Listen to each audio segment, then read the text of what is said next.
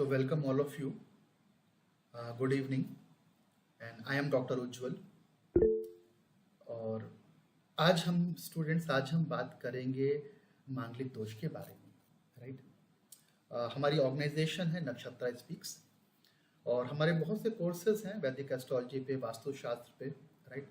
अगर आपको सीखने का इंटरेस्ट है तो आप ज़रूर सीखें। और मैं एक बात हमेशा अपने क्लाइंट से बोलता हूँ या बहुत लोगों से बोलता हूँ, लोग बोलते हैं सर हमने सुना है या हमने कहीं देखा है, हमने कोई ब्लॉग पढ़ा। मैं कहता हूँ कि आप एस्ट्रोलॉजी सीखो, आप ज्योतिष सीखो, और जब आप एस्ट्रोलॉजी सीखोगे तब आपको रियल में पता लगेगा कि एक्चुअल में मेरी कुंडली में क्या है या मेरी लाइफ में जो चल रहा है वो क्यों चल रहा है। और ऐसे बहुत से क्वेश्चंस हैं जिसके आंसर हमको नहीं पता, राइट। हम कई बार क्या बोलते हैं कि ये तो भगवान की मर्जी थी, ऐसा हो गया, वैसा हो गया, ठीक है। तो ऐसे जो बहुत से क्वेश्चंस हैं जिसके आंसर्स हमको नहीं मिल पाते, उसका आंसर कौन देगा? उसका आंसर हमको वैदिक एस्ट्रोलॉजी देगी। और वैदिक ज्योतिष इतना सटीक है, इतना कैलकुलेटिव है कि आप बिल्कुल, मैं बताऊं, ये बिल्कुल मिरेकल है, बिल्कुल मिरेकल है। अभी एक क्लाइंट आए, कल की बात है, क्लाइंट हमारे पास आए, उनको शुगर थी। उन्होंने बोला कि सर शुगर हुई है। तो आई सेड कि आप वेट करो, मैं बताऊंगा आपकी शुगर कब स्टार्ट हुई, कब डायग्नोस हुई आपको। और बिलीव मी, हमने उनको करेक्ट डेट बताई। मैंने कहा इस डेट के बाद आपको डायग्नोस हुआ। उन्होंने बोला यस सर। इतनी एक्यूरेसी है, इतनी एक्यूरेसी है वैदिक एस्ट्रोलॉजी में। एक क्लाइंट आए मेरे पास, उन्होंने बोला कि सर ऑपरेशन हुआ है मेरा, राइट। उन्होंने बोला कि सर मेरा ऑपरेशन हुआ है, आप मुझे ये बताओ कि मेरे ऑपरेशन किस पार्ट पे ऑपरेशन हुआ है। मेरा ऑपरेशन हुआ है, अब आप बताओ कुंडली देख के कि कौन सा बॉडी का पार्ट था जिसका ऑपरेट हुआ है मुझे, राइट। ठीक है, I said okay, no problem, I will try my level best. मैंने पूरी कुंडली देखी, नक्षत्र देखे, सारी चीज़ें देखी। फिर मैंने उनको बोला कि आपके ईयर्स का लग रहा है मुझे, फेस में, पहले तो फेस आता है और फेस के आपके कान आते हैं। देन शी सेड कि यस सर मेरे कान का ऑपरेशन हुआ है। तो इतनी एक्यूरेसी है, इतनी एक्यूरेसी है। और मैं हमेशा कहता हूँ कि जो वैदिक एस्ट्रोलॉजी है ये 99.99 नहीं, 100% एक्यूरेट है, करेक्ट है। अगर आपकी एनालिसिस करेक्ट है तो रिजल्ट आपको 100% मिलेगी, राइट। तो बात हम लोग करेंगे अभी, राइट।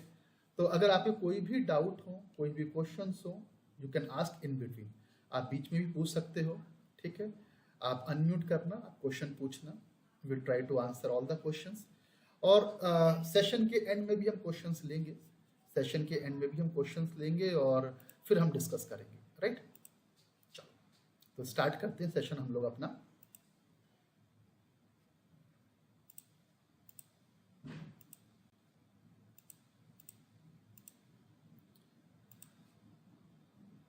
स्क्रीन आ रही है मेरी आप लोगों को? प्लीज मुझे बताएं एक बार, any one of you unmute करके मुझे बोलें। Yes, it is visible. Yes, is visible ना, राइट राइट। चलो, तो जैसे हमने बोला कि एक ऑर्गेनाइजेशन हमने बनाई है अपनी, उसका नाम नक्षत्रा स्पीक्स है और हमारे लोगों में ही है तमसो माँ ज्योतिर्गमय में। तो बेसिकली ज्योतिष का यही काम है कि जहाँ भी अंधकार है, जहाँ भी अंधेरा है, वहाँ पे उसको रोशनी देना, बताना, राइट। आई एम डॉक्टर उज्ज्वल। शायद कुछ लोग मुझे जानते होंगे, कुछ लोग नहीं होंगे। लास्ट 25 ईयर्स से मैं वैदिक एस्ट्रोलॉजी कर रहा हूँ, लोगों को सिखा रहा हूँ, कंसल्टेशंस लेता हूँ, राइट। और बहुत सारी चीज़ें हैं ज्योतिष शास्त्र में और बहुत डेप्थ की साइंस है।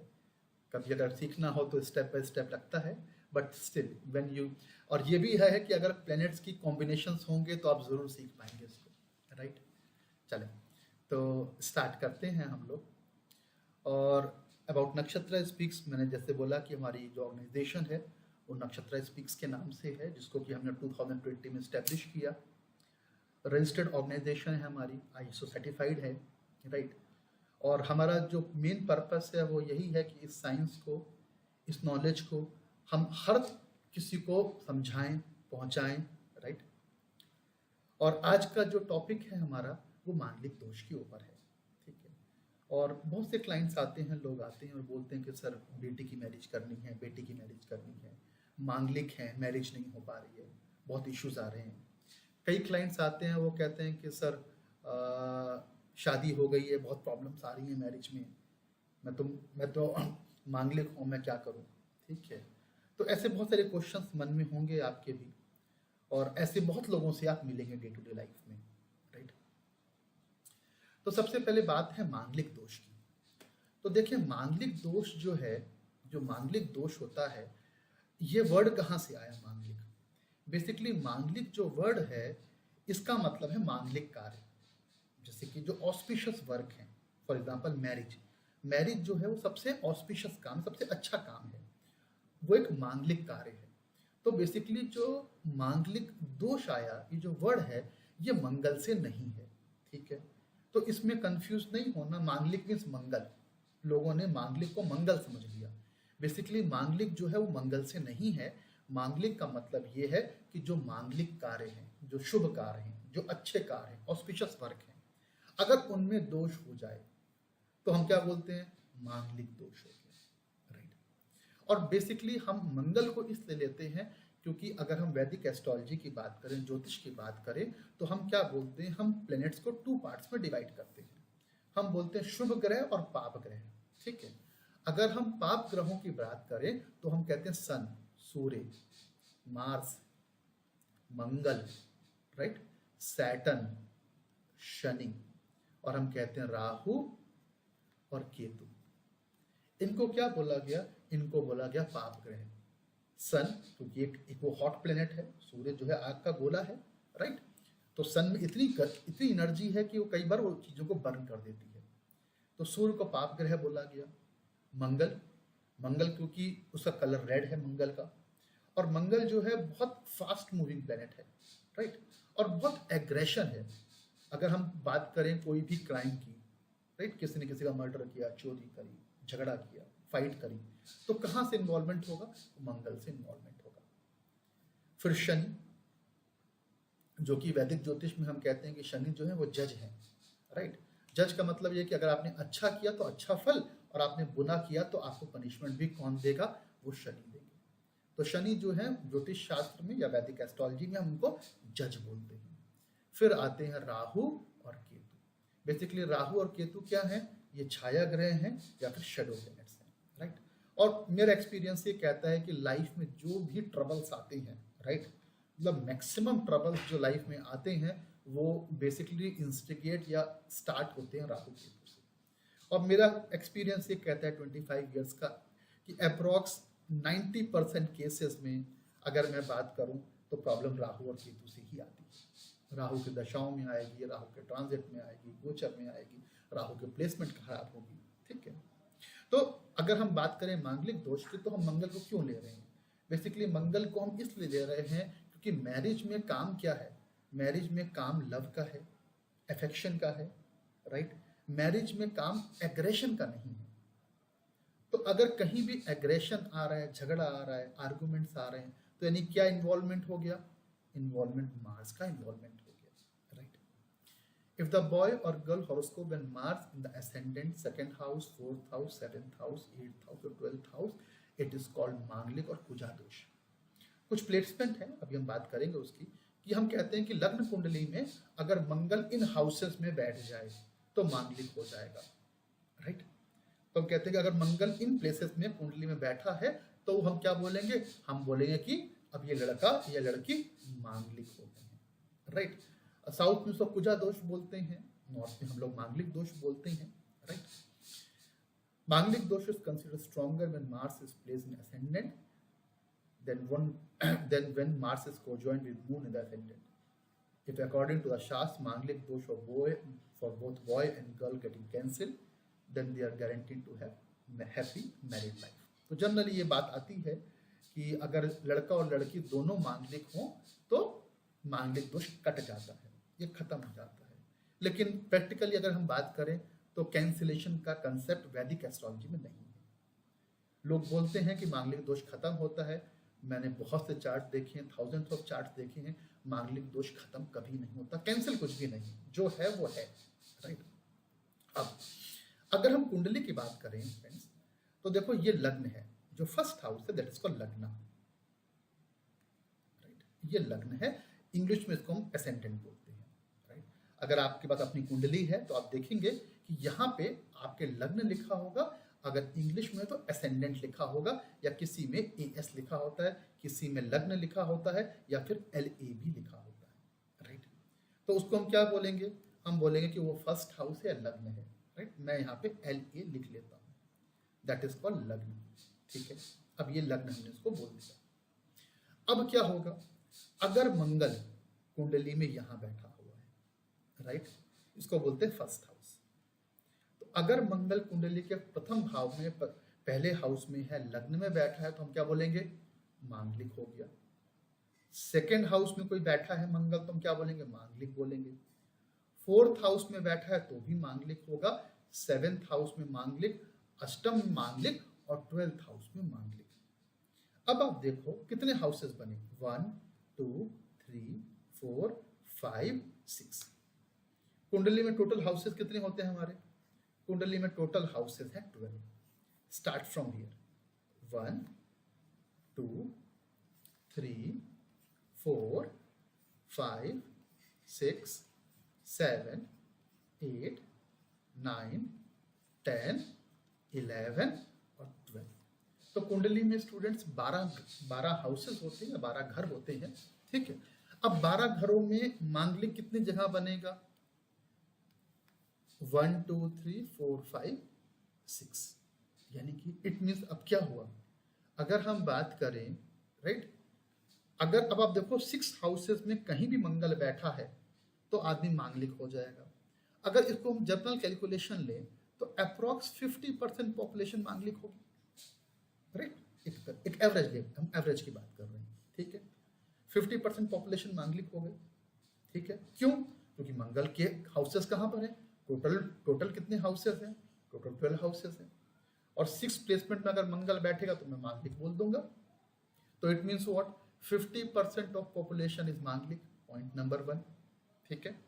अब जो शास्त्र कहते हैं, शास्त्र ये बोलते हैं अगर कोई भी पाप ग्रह अगर इन हाउसेस में बैठा हो तो पर्सन मांगलिक हो जाएगा। और वो कहते हैं इसको चंद्र कुंडली से भी देखो।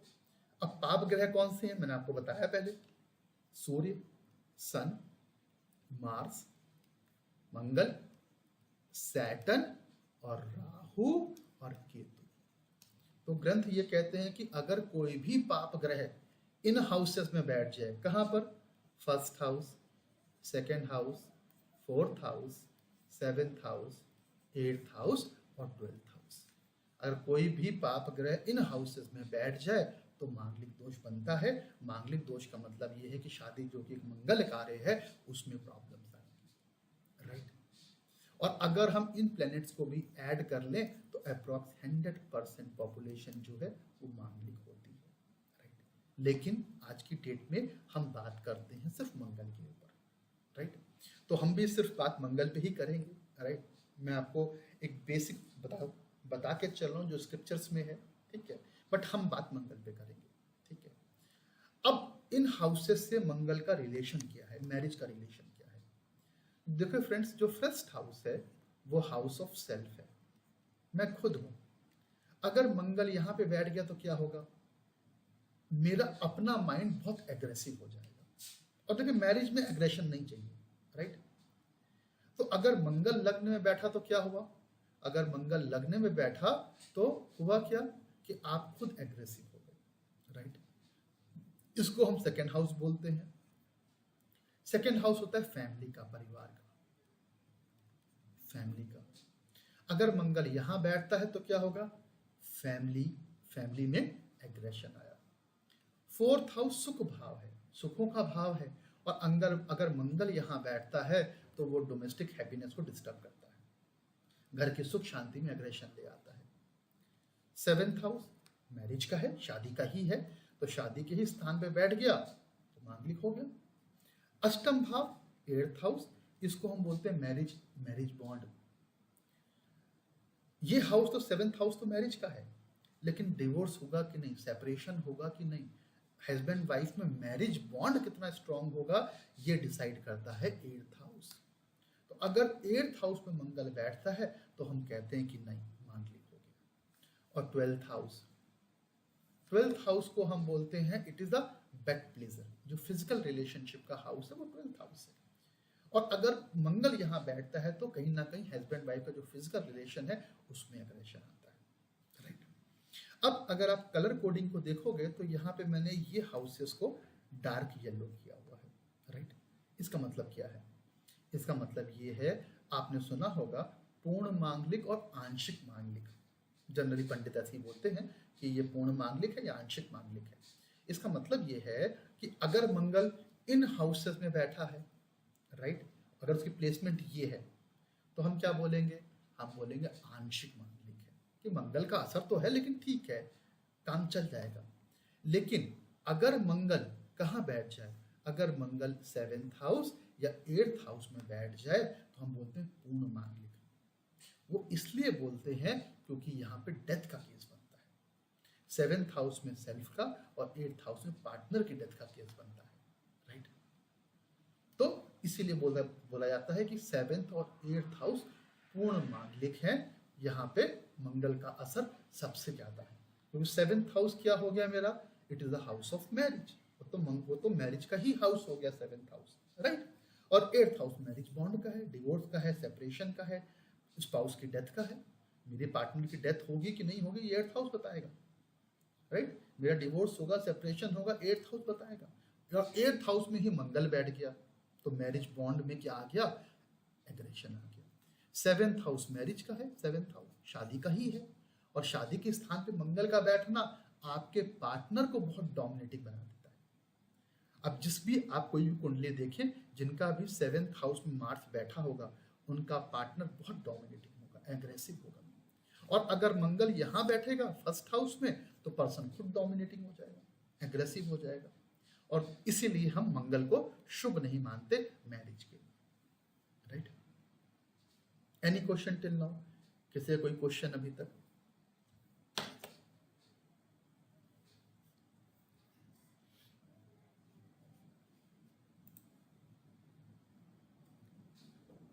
हरे कृष्णा अगर जी। हाँ जी, हाँ जी, बहुत बहुत बहुत धन्यवाद, बहुत बढ़िया यानी एक्सप्लेनेशन है, बहुत very nice. And I have really available one of my cousins Kundali, right, and he is no more now.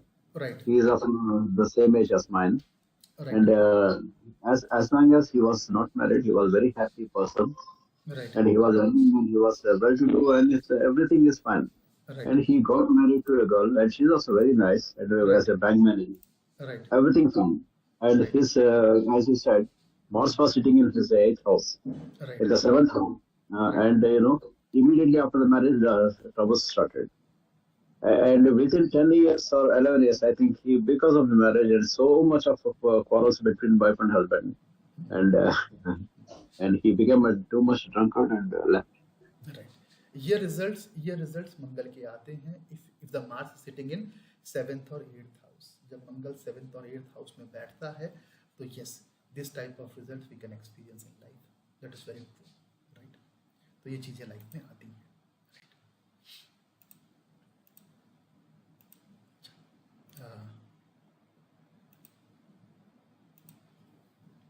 अब ये स्लाइड हमने बनाई है इफेक्ट ऑफ मांगलिक दोष। देखिए मंगल के, अगर आपको एस्ट्रोलॉजी की नॉलेज हो तो मार्स के जो एस्पेक्ट है, मार्स की दृष्टि जो है वो 1 4 7 8 है, 1 4 7 8 मंगल की दृष्टि होती है। 1 4 7 और 8 मंगल जहां भी बैठता है वो 1 4 7 8 दृष्टि से देखता है। जैसे कि अगर मंगल लग्न में बैठा है या 1st हाउस में बैठा है तो 4th एस्पेक्ट उसका कहाँ जाएगा? चौथी दृष्टि कहाँ जाएगी मंगल की? 1 2 3 4, यानी कि मार्स की दृष्टि यहाँ जाएगी। चौथा भाव मैंने कहा सुखों का है, सुख का भाव है। 7th हाउस क्या है? It is house of marriage. और 8th हाउस क्या है? Marriage bond. तो अगर मंगल लग्न में बैठा तो वो 4th हाउस, 7th हाउस और 8th हाउस पे दृष्टि डालता है और मैरिज को डिस्टर्ब करता है। अगर वो 2nd हाउस में बैठेगा तो वो 8th हाउस को देखेगा, मैरिज को डिस्टर्ब करेगा।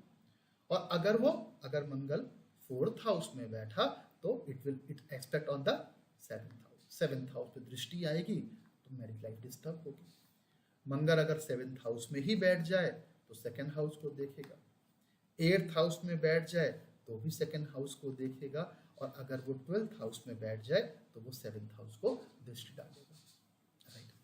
तो कहीं ना कहीं इन पोजीशंस में मंगल का बैठना लाइफ में डिफिकल्टीज लेके आता है। और जैसे कि मैंने बोला कि 7th और 8th हाउस यानी कि कुंडली का 7th हाउस और 8th house that is the most difficult house in terms of मांगलिक दोष। अगर मंगल सप्तम और अष्टम भाव में बैठा है तो वो आपकी लाइफ में बहुत प्रॉब्लम्स लेकर आएगा, राइट।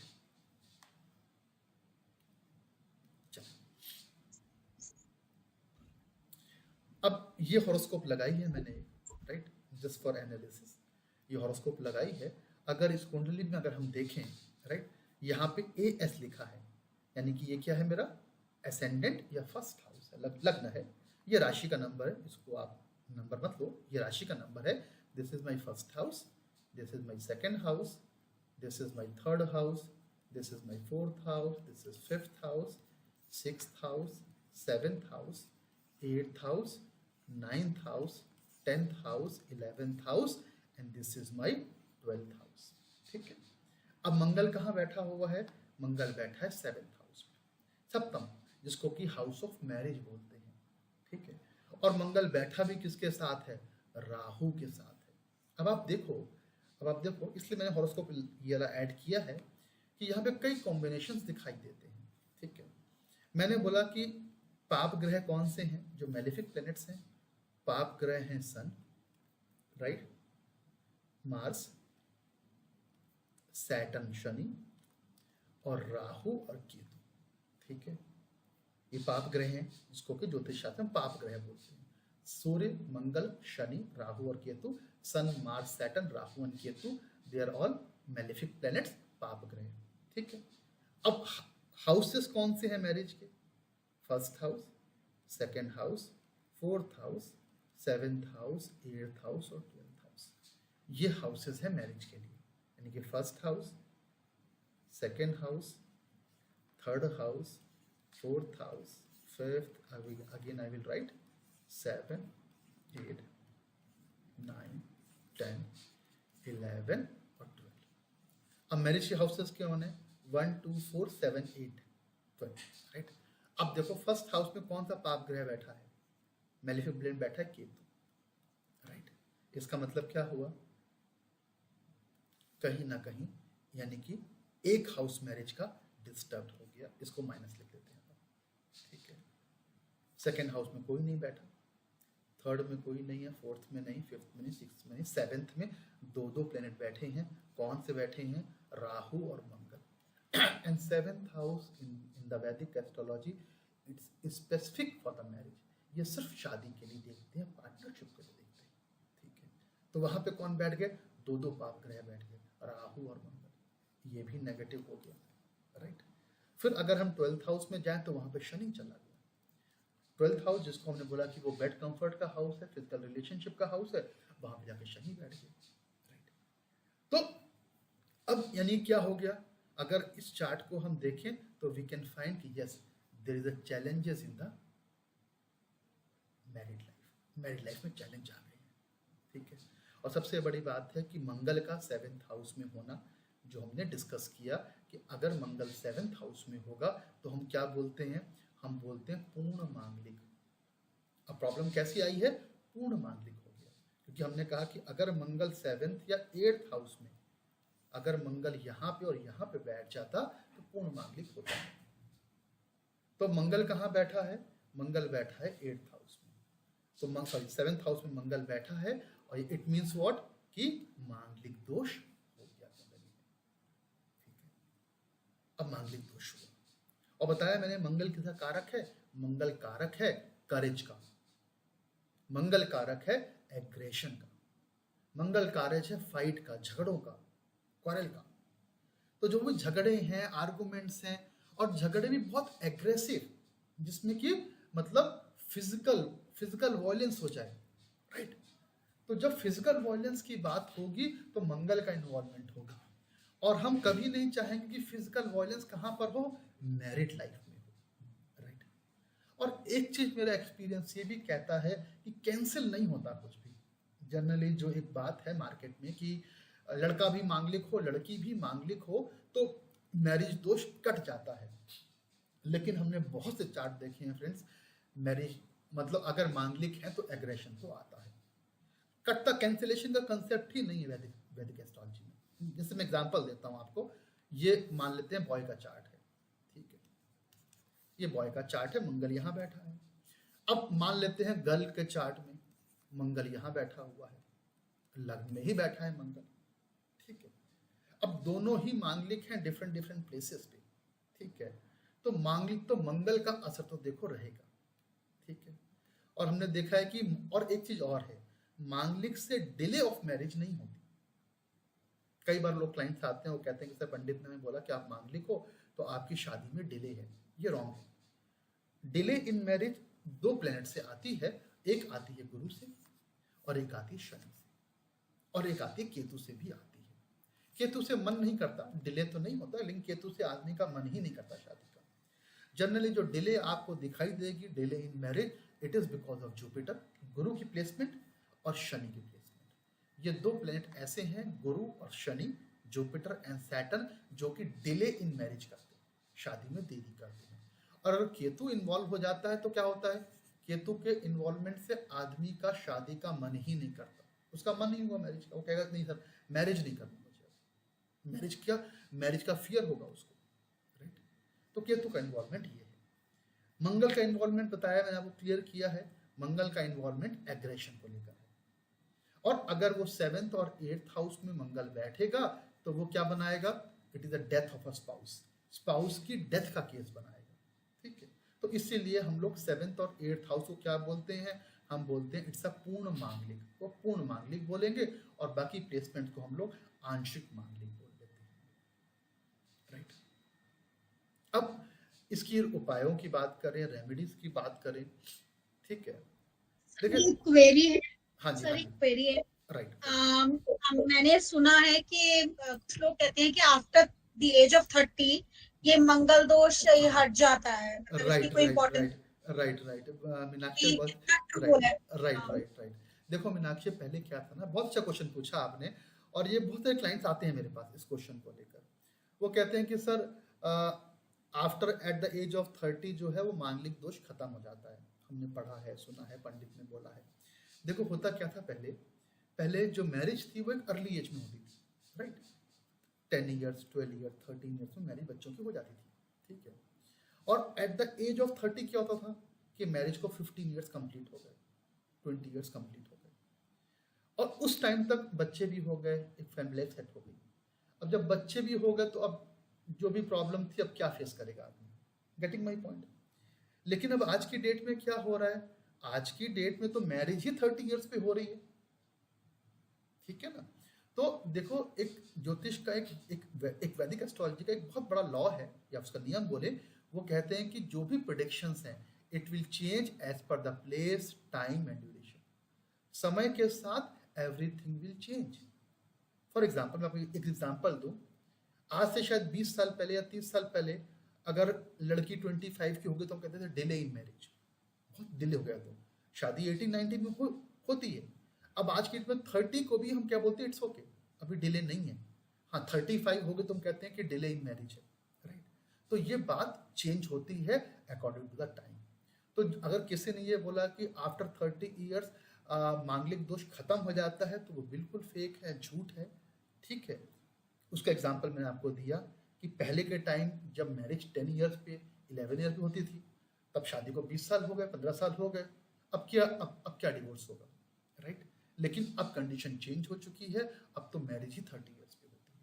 और कैंसिल का कंसेप्ट वैदिक एस्ट्रोलॉजी में नहीं है, रिजल्ट तो प्लैनेट देता है, अपनी दशाओं में, अपने गोचर में प्लैनेट का रिजल्ट तो आएगा ही आएगा, राइट। ये पॉसिबल नहीं है कि प्लैनेट का रिजल्ट ना आए। मीनाक्षी, क्लियर है आपको? हाँ जी सर, क्लियर है, राइट। चलो, अब क्वेश्चन आता है कि रेमेडीज की हम बात करें, उपायों की बात करें। अब उपाय की अगर हम बात करें तो अब उपाय हम क्या कर सकते हैं, राइट। उपाय हम क्या कर सकते हैं कि हमको लाइफ में पॉजिटिव रिजल्ट आए, राइट। अब जो मंगल की प्लेसमेंट है वो तो रहेगी, उसको तो हम चेंज नहीं कर सकते, राइट। तो सबसे पहली चीज है कि we can do some donation, हम कुछ दान कर सकते हैं, ठीक है। अब मंगल के दान क्या है, मंगल का कलर है रेड, ठीक है, रेड कलर मंगल का है। हम क्या दान करते हैं? हम लाल कपड़ा दान कर सकते हैं, रेड क्लोथ दान कर सकते हैं, हम घी दान कर सकते हैं, कॉपर के कोई भी वैसल, कॉपर जो है वो मंगल को रिप्रेजेंट करता है, तो कॉपर के वैसल हम दान कर सकते हैं।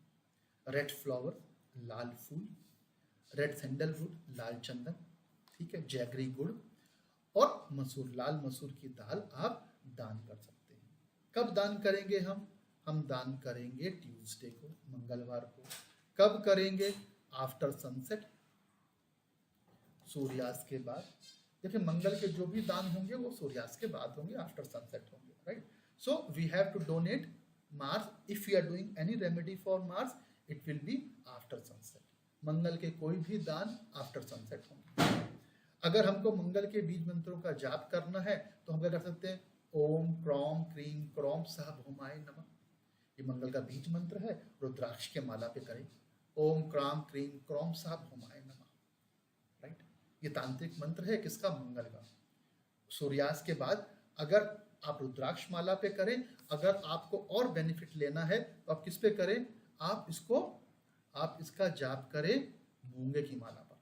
अवेलेबल है हमारे पास रीजनेबल रेट्स पर, अगर आपको चाहिए तो हम आपको प्रोवाइड कर सकते हैं मूंगे की माला पे, ठीक है। तो अगर आप मूंगे की माला पे मंगल के मंत्रों का जाप करेंगे तो आपको रिजल्ट बहुत अच्छा मिलेगा। इसीलिए शनि के बीज मंत्रों का जाप, सैटर्न के बीज मंत्रों का जाप हम एमेथिस्ट की माला पे करते हैं, ठीक है। नीलम की माला लेंगे तो बहुत एक्सपेंसिव हो जाएगी, वो नहीं, हम एमेथिस्ट की माला पे शनि के मंत्रों का जाप करते हैं, ठीक है। इसी तरह ऐसे मंत्रों का जाप किया जाता है, ठीक है। मंत्र जाप कर सकते हैं, हवन कर सकते हैं, ठीक है। कुंभ विवाह एक होता है, जनरली पंडित ये करवाते हैं कि जो मटका होता है, कुंभ होता है, राइट, मटके से विवाह करवाते हैं और फिर उसका रेमेडीज करते हैं, राइट। तो डिफरेंट रेमेडीज होती हैं, but as per my suggestion कि यस आप मंत्र जाप खुद करें, राइट। अगर आप मंत्र जाप नहीं कर सकते तो हमारे पास पंडित अवेलेबल हैं, आप उनको हायर कर सकते हैं। अगर आप खुद करें तो दी बेस्ट है। कम से कम आप 1 माला या 2 माला आफ्टर सनसेट रुद्राक्ष की माला पे, या फिर कौन सी माला लेंगे आप? मूंगे की माला, रेड कोरल की माला लें, उस पे आप मंत्रों का जाप करें, राइट, और मंगल का दान करें। तो अगर हम ये रेमेडीज फॉलो करेंगे, ये उपाय फॉलो करेंगे, तो you will feel difference in the life.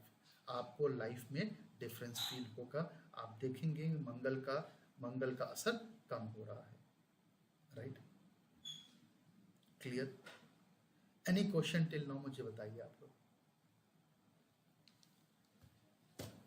कोई क्वेश्चन है किसी का?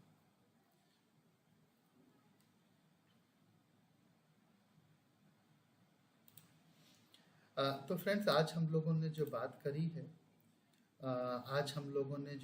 डिस्कशन किया, हमने मांगलिक दोष पे बात करी है। हमने मांगलिक दोष कैसे बनता है, राइट, मांगलिक दोष कैसे बनता है, उसकी रेमेडीज क्या हो सकती हैं, क्या उपाय हो सकते हैं, और लाइफ में क्या रिजल्ट्स आते हैं, राइट। तो मंगल क्योंकि एक फास्ट मूविंग प्लेनेट है, तो इसलिए मंगल के रिजल्ट आपको लाइफ में दिखाई देंगे। मंगल के रिजल्ट आपको लाइफ में दिखाई देंगे। और मंगल का ट्रांजिट जो है, थोड़ा ट्रांजिट मतलब गोचर, राइट।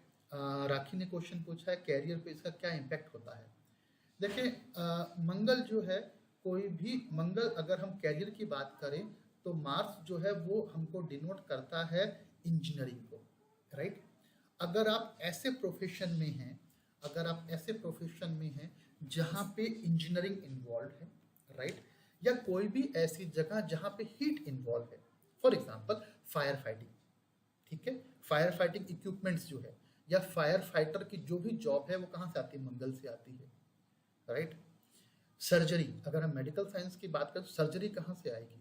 सर्जरी आती है मंगल से, क्योंकि उसमें भी अगेन कट आ गया ना, जहाँ ब्लड आ गया, कट आ गया, वहाँ मंगल का इन्वॉल्वमेंट होगा, ठीक है। बुचरी हो गई, ठीक है। अगर हम स्पोर्ट्स की बात करें, स्पोर्ट्स, राइट, स्पोर्ट्स के लिए आपको फिजिकल एनर्जी चाहिए, तो वहां पे मंगल का इन्वॉल्वमेंट आएगा, राइट।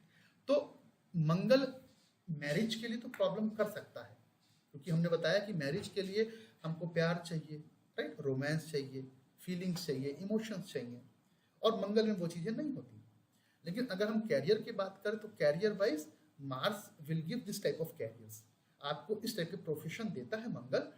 अब प्रोफेशन में डिस्टरबेंस नहीं आएगी। अगर मंगल इन प्लेसेस पे या कहीं बैठा है तो मंगल, अगर मंगल डिस्टर्ब है, नीच का है, एनिमी हाउस पे है, राहु के साथ बैठा है, तो आपको इश्यूज दे सकता है।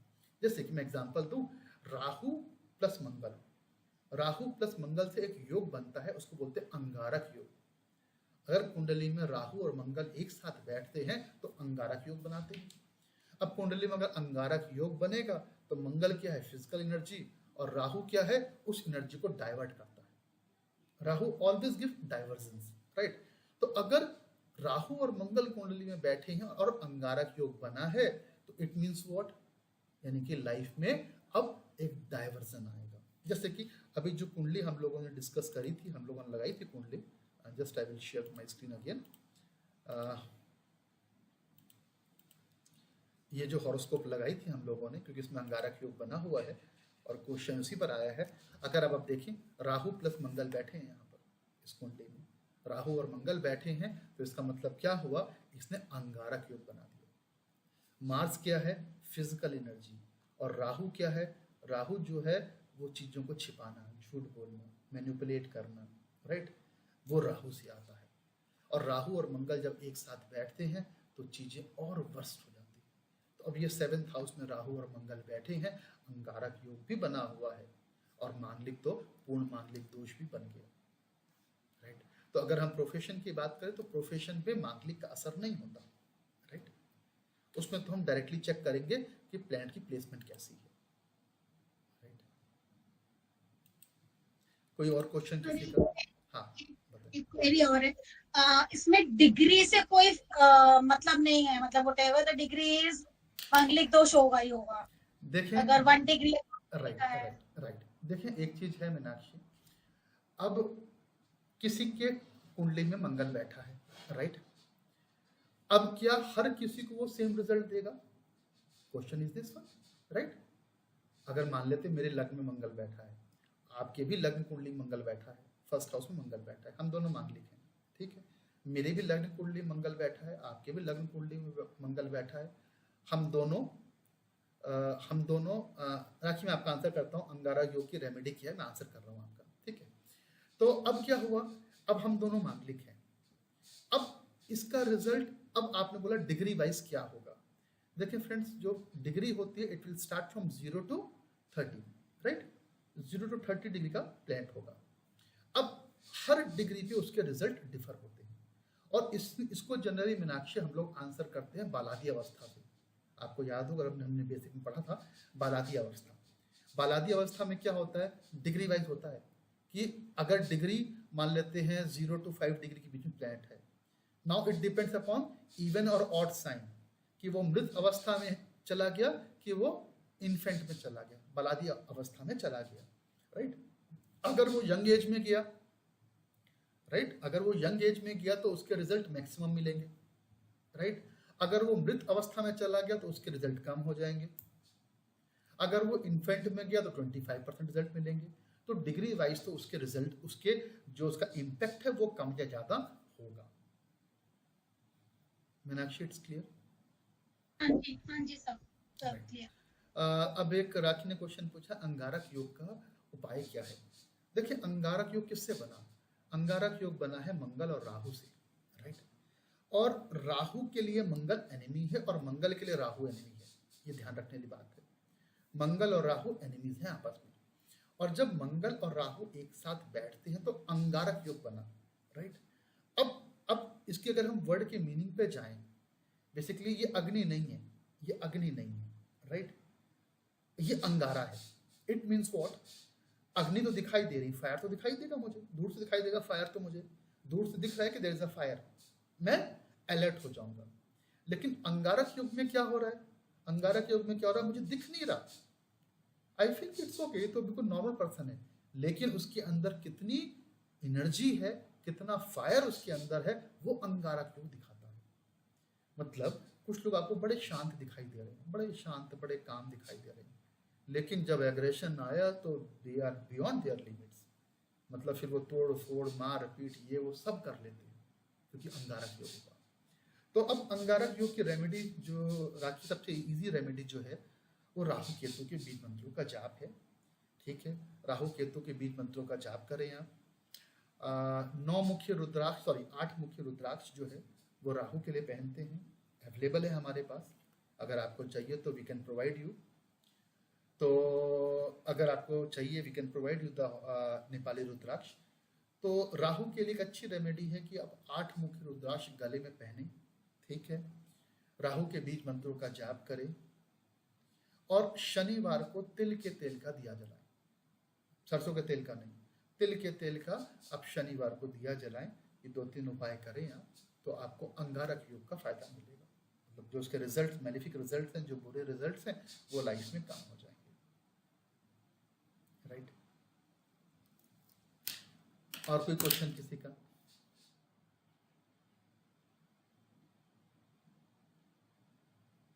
Anyone else?